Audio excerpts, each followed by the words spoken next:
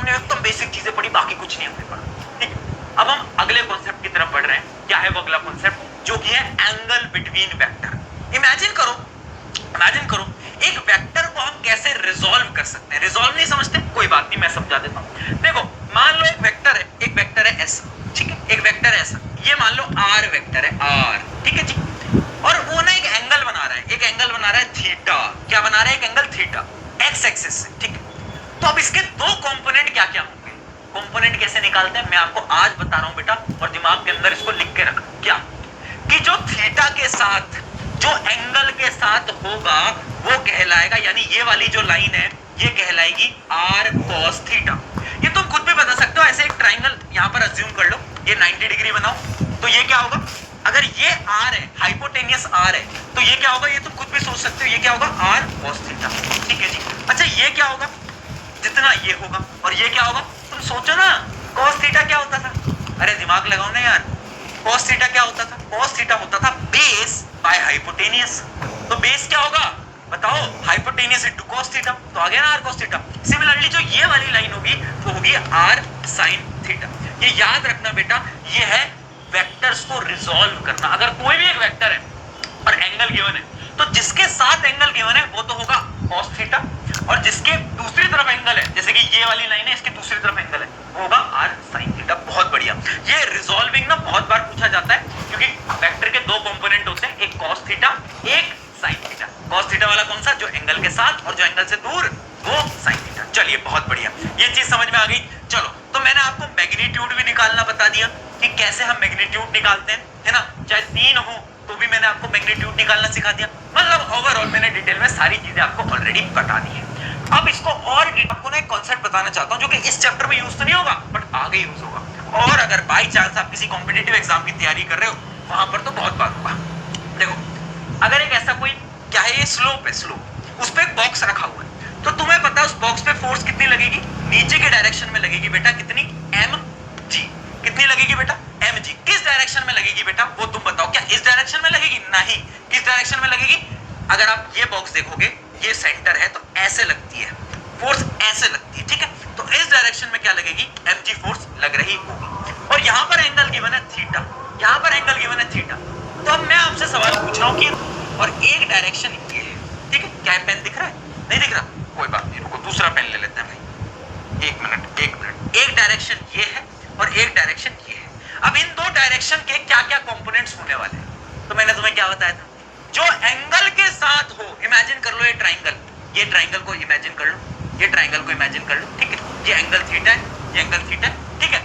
अगर ये angle theta है, तो क्या तुम देख सकते हो कि ये वाला एंगल 90 माइनस थीटा होगा, यस और नो, 90 माइनस थीटा होगा, यस और नो, बिल्कुल होगा भैया।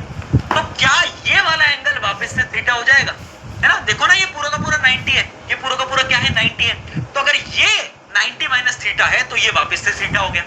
अब मुझे बताओ, ये एंगल थीटा के साथ है, यानी ये होगा एम जी कॉस थीटा, और जो ये वाली डायरेक्शन है ये क्या होगी, ये होगी एम जी साइन थीटा। क्या ये बात समझ आई? अगर नहीं समझ आई तो भैया याद कर लेना, क्योंकि पेपर में बार बार पूछा जाता है कि, मतलब जब आप फ्रिक्शन वगैरह के चैप्टर पढ़ोगे, लॉज ऑफ मोशन पढ़ोगे, वहां पर एक काम आएगा कि एक ऐसी सीधी सी होगी, एक स्लोप होगी जिसमें बॉक्स को रखा जाएगा, तो mg कहां लगता है, mg यहां लगता है, बट ये वाला कंपोनेंट होता है mg cos थीटा, और ये वाला कंपोनेंट होता है mg sin थीटा। समझ में आ रहा है, मजा आ रहा है, तो आगे बढ़ते हैं। चलिए, अब बात करते हैं किसकी, वेक्टर एडिशन थ्योरम की, और पहली थ्योरम आती है क्या, triangles law of vector addition. अब इसकी स्टेटमेंट क्या बोलती है, एक ये लॉ है जो कि जैसे फिजिक्स के बहुत सारे लॉ हैं, तो वैसे एक लॉ है, नियम है। तो नियम क्या बोलता है, स्टेटमेंट टू स्टेटमेंट सबसे पहले समझना। ये नियम ये बोलता है, जैसे मैंने आपको बताया था कि एक वेक्टर की दो चीजें होती है, एक हेड या टेल। तो ये लॉ क्या बोलता है बेटा, मान लो एक वेक्टर है और उस वेक्टर का हेड, समझना, उस वेक्टर का हेड दूसरे वेक्टर की टेल से कनेक्टेड, टेल से कनेक्टेड है, ठीक है जी। एक हेड दूसरे की टेल से कनेक्टेड है, ठीक है। एक वेक्टर, ये वेक्टर ए है, ये वेक्टर बी है। अब क्या करना है, अब हमें इन दोनों वेक्टर को जोड़ना है, ऐड करना है। तो कैसे ऐड करेंगे, अरे डायरेक्टली ऐड नहीं कर सकते भाई, डायरेक्शन भी तो इंपॉर्टेंट है। तो एक वेक्टर ए है, एक बी है। अब सवाल ये आता है कि इनको ऐड कैसे किया जाए। तो triangle law of vector addition बोलता है कि अगर एक वेक्टर का हेड दूसरे की टेल से जुड़ा हुआ है, तो देखो एक ट्राइंगल की दो साइड हो गई, ट्राइंगल की दो साइड हो गई, तो जो तीसरी ट्राइंगल की साइड होगी जो कि ये होगी, देखो इनको ऐसे जोड़ दो, तो जो तीसरी ट्राइंगल की साइड होगी वो क्या होगा, वो इन दोनों का रिजल्टेंट यानी इन दोनों का सम होगा, यानी इन दोनों का सम होगा।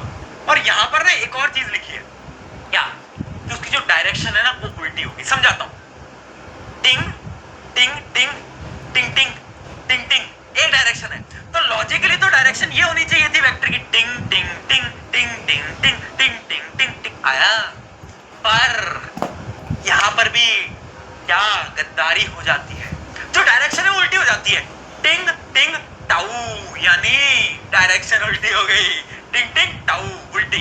याद रख ले, बहुत जरूरी डायरेक्शन का गेम। अभी क्वेश्चन से समझोगे कि टिंग टिंग टाउ डायरेक्शन उल्टी है भैया, यही बोलता है क्या, triangle law of vector addition. Statement पढ़ो, if two vector are placed head to tail, the third side in the reverse order, उल्टे ऑर्डर के अंदर, gives the resultant vector, यानी जो रिजल्टेंट है उसका जो सोल्यूशन है, जो एडिशन है, वो थर्ड साइड देती है बट उल्टे ऑर्डर में, यानी टिंग टिंग टाउन, उल्टी डायरेक्शन। चलिए बहुत बढ़िया। अब एक फॉर्मूला होता है रिजल्टेंट का, और सवाल आता है कि इसको प्रूव करके दिखाओ, तो मैंने कहा कोई बात नहीं, हम प्रूव कर देंगे भैया, आ जाइए जल्दी से फटाफट से। देखिए जी, अब हम इमेजिन कर लेते हैं कि दो वेक्टर है, एक वेक्टर कैसा है, एक वेक्टर ऐसा है, ठीक है जी, है ना, इसको अपन ए वेक्टर ले लें, क्या कहते हो, एक वेक्टर ऐसा है, ठीक है जी, तो जो रिजल्टेंट होगा वो क्या होगा, वो ये होगा, हाँ या ना, रिजल्टेंट ये होगा इन अपोजिट डायरेक्शन, है ना, तो ये होगा रिजल्टेंट जो कि है ए प्लस बी, ठीक है, इसको ले लेते हैं ए, इसको ले लेते हैं बी, इसको मैंने मान लिया बी, ठीक है भाई। अब देखो यहां पर ना कुछ चीजें आपको याद रखनी है, कि सबसे पहले यहां पर एक कंस्ट्रक्शन हम करेंगे, क्योंकि हम डेरिवेशन कर रहे हैं, यहां से हम एक परपेंडिकुलर ड्रॉ करेंगे, क्या करेंगे बेटा, एक परपेंडिकुलर ड्रॉ करेंगे, ठीक है, 90 डिग्री पे एक परपेंडिकुलर ड्रॉ कर दिया, ठीक है जी, 90 डिग्री पे परपेंडिकुलर ड्रॉ कर दिया। अच्छा, इन दोनों वेक्टर्स के बीच का जो एंगल है वो कितना है, इन दोनों वेक्टर्स के बीच का एंगल कितना है, वो थीटा हम अज्यूम कर लेते हैं, ठीक है जी, थीटा हम अज्यूम कर लेते हैं। और कहां से होगा एंगल, एंगल समझना बेटा, एंगल कहां से होगा, अरे ये वाला एंगल नहीं, एंगल कभी सर और पैर से नहीं देखा जाता, एंगल हमेशा पैर और पैर से देखा जाता है, यानी यहां पर तो एक का हेड एक का टेल, अरे भैया एंगल ऐसे नहीं निकलेगा, एंगल निकलेगा जब दोनों की टेल आएंगी, तो दोनों की टेल कैसे आएंगी, दोनों की टेल आएंगी। अगर इमेजिन करो इसको, ये वाला जो वेक्टर है, देखो मान लो इस वाले वेक्टर को मैं थोड़ा सा एक्सटेंड कर देता हूं, ठीक है, थोड़ा एक्सटेंड तो कर सकता हूं, है ना, अब यहां से क्या है, यहां से दूसरा वेक्टर जा रहा है, तो अब अगर तुम देखोगे इसकी टेल और इसकी टेल दोनों मिल जाएंगी, यानी थीटा एंगल होगा बेटा ये वाला, ठीक है, हमने अज्यूम करा है कि दोनों के बीच का एंगल क्या है, थीटा, पर ये वाला एंगल लेना, टेल से टेल मिला, याद रखना, ताल से ताल नहीं, टेल से टेल मिला, एंगल निकालने के लिए, ठीक है जी, बहुत बढ़िया।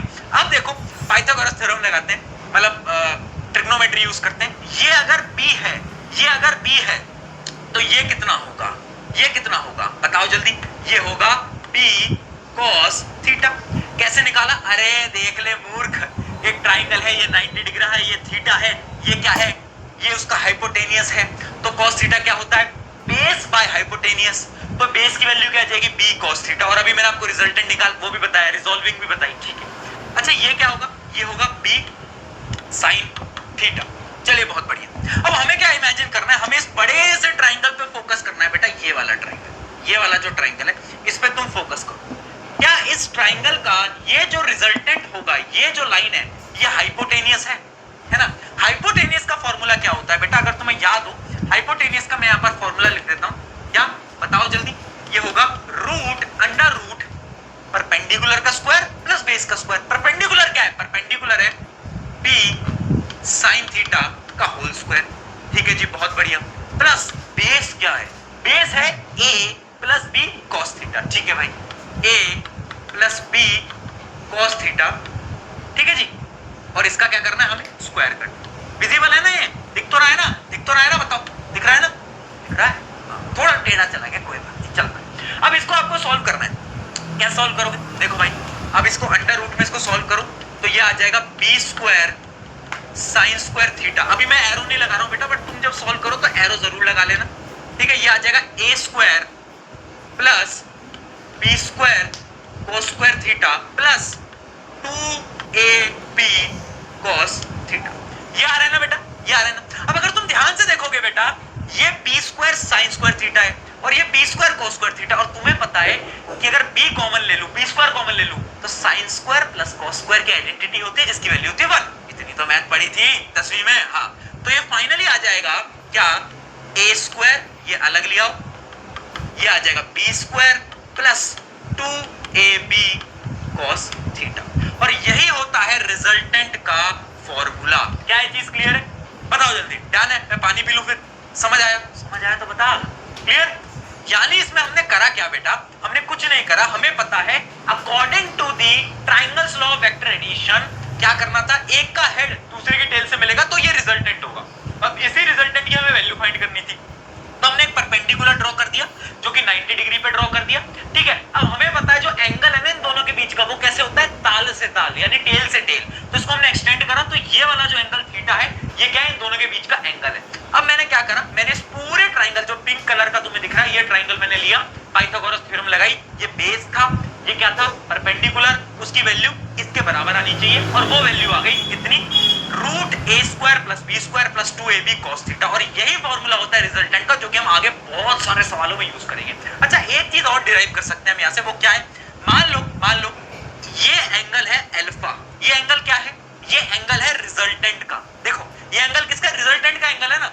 तो अगर मुझे ये एंगल अल्फा निकालना है तो क्या कोई मुझे निकाल के दे सकता है, बिल्कुल निकाल के दे सकता है। अगर मुझे tan अल्फा लिखना है तो वो क्या होगा, परपेंडिकुलर बाय बेस, यही होता है ना। परपेंडिकुलर क्या है, परपेंडिकुलर है b sin थीटा, बेस क्या है बेटा, a plus b cos theta. तो ये आ गया किसका फॉर्मूला, tan अल्फा का। tan अल्फा का फॉर्मूला, यानी अगर आपसे कभी भी डायरेक्शन भी पूछ लेता है ना रिजल्टेंट की, कि डायरेक्शन बताओ, तो ये tan अल्फा के फॉर्मूले से आप वो भी निकाल सकते हो। तो ये कुछ दो फॉर्मूले थे बेटा जो कि बार बार काम आते हैं। ये पूरी की पूरी डेरिवेशन यहाँ पर लिखी भी हुई है ना, जो कि मैंने अभी आपको प्रूव करके पूरी की पूरी दिखा भी दी। ठीक है, b sin थीटा प्लस